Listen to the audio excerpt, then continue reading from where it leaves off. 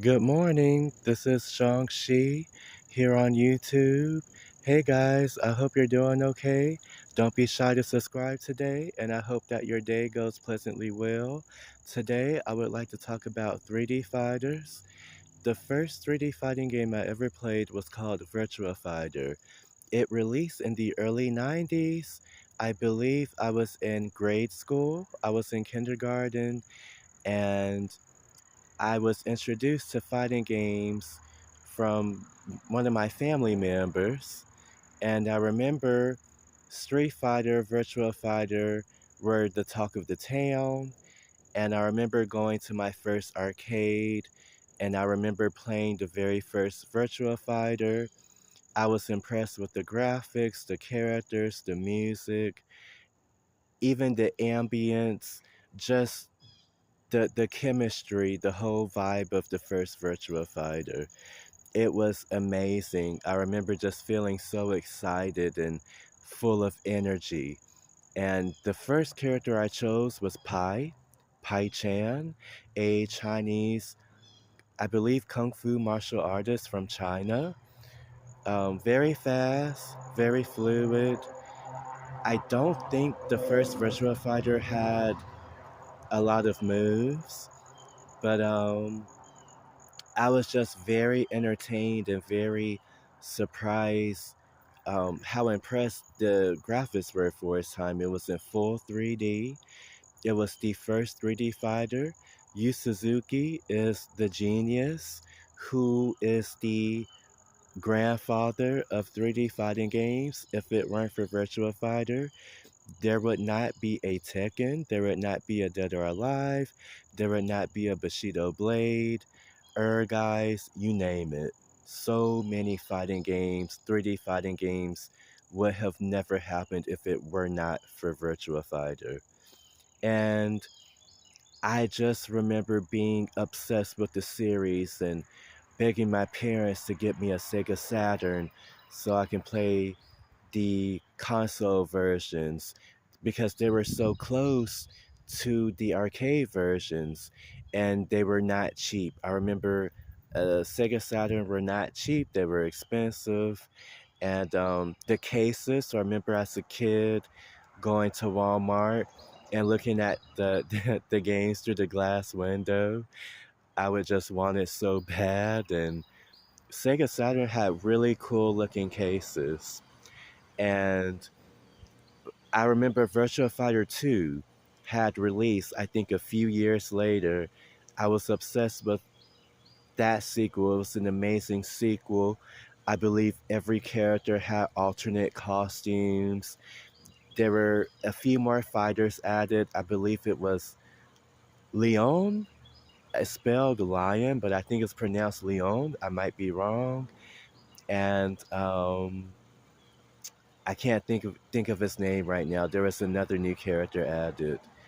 Um, but Virtua Fighter 2 was an amazing sequel. Um, Duro, one of the most interesting bosses ever made in fighting game history. When it comes to Duro, you can either win or lose, but you only have one chance to face Duro. And it's an automatic game over, and the credits start to roll.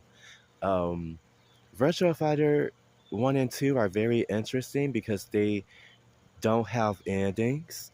It was a very bold decision, very interesting. And um, I never understood why, but you can unlock some really cool CG artwork, I believe, on the console version, like Sarah by the swimming pool wearing a swimsuit, Pi, I believe she's in her makeup chair because she's like a actor, a kung fu actress on camera. And by the way, that particular CGI picture of Pai wearing a China dress, Mandarin dress, I do believe that inspired Team Ninja to give a character by the name of Lei Feng in Dead or Alive a Mandarin Chinese dress in Dead or Alive 2.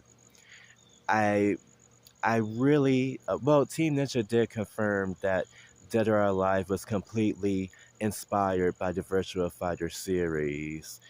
And I have lots of good memories of Virtua Fighter. I'm so glad that Virtua Fighter is back, stronger than ever, with a well, it's not called Virtua Fighter 6, but it's a brand new Virtua Fighter game. I'm such a huge Virtua Fighter person, player, that I participated in those questionnaires, those surveys, Sega surveys over the years, where they would ask the fans, what game series do you miss? And I would always put Virtua Fighter. Please bring Virtua Fighter back. Call me crazy. I think myself and other Virtua Fighter players, we are the reason why Virtua Fighter is back because we kept taking those surveys. And shout outs to FightersGeneration.com. Yagami-san, been a fan of yours ever since I was maybe 12 or 13 years old. And he would make like these awesome posts on his website to encourage everyone to participate in the surveys, and it paid off over the years. A brand new Virtua Fighter is in the works, and the developers actually care about the Virtua Fighter IP by saying if they're not happy with the development process, they will cancel the game. That is what I call passion. That is what I call dedication. And it looks amazing. The gameplay looks incredible. The graphics are insane. Even the training mode, this training stage that they showed off, just incredible. Um, I'm glad, once again, I'm glad they're taking their time. I believe Akira, I think that's how you pronounce his name, has been announced. A Sarah Bryant lookalike has been announced, but her name is Stella Bryant. So I'm not sure if it's a clone of Sarah or a potential family member. Um, and she dressed exactly like Sarah, which is cool. Akia has a brand new outfit, and I think he looks really cool with the hat and the jacket on. Reminds me of Gamov from Ninja Gaiden in the early 2000s. Gamov was the enemy in Ninja Gaiden. And by the way, Rachel from Ninja Gaiden looks very similar to Sarah Bryant. But back on topic, Virtua Fighter is amazing. I'm glad it's back. And the most amazing thing, it never lost popularity in Japan.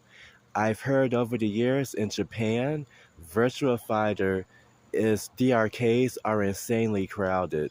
I heard a rumor that they closed down the Sega arcade in Japan. I hope it's not true because I heard that Virtua Fighter, there is a arcade room that had full Virtua Fighter cabinets in the arcade, and it would be flooded with people playing them.